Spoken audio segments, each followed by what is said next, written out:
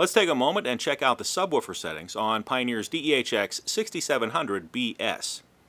So on this head unit, remember you have three sets of RCAs, front, rear, and subwoofer output, so a dedicated subwoofer output. From any of my source menus, I'm on FM right now, I'm going to press in on the volume control, and we're going to go to the audio menu. There's audio, and press enter, and we want to roll along until we find the subwoofer setting. Here we go. Subwoofer is right now switched on and in its normal phase. If we press in on the volume control again, we get the subwoofer switched on in its reverse phase, and one more time switches the subwoofer completely off. So for right now, we want the sub switched on and in its normal phase. But you should choose the best setting that works for you.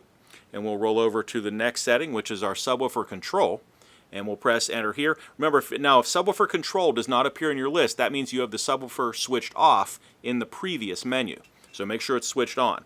We'll press in on the subwoofer control here, and we can choose a crossover frequency for our subwoofer, or a low pass crossover frequency, anywhere from 50 up to about 200 hertz. So choose the setting that works best for you there. Press in on the volume control, and here we can choose to boost or cut the output of the subwoofer at that 80 hertz frequency.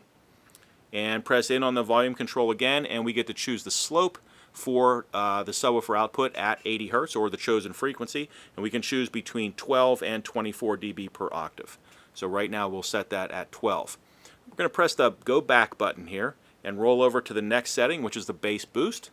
Press in on the volume control, and we can add a little more bottom into the system with our bass boost control.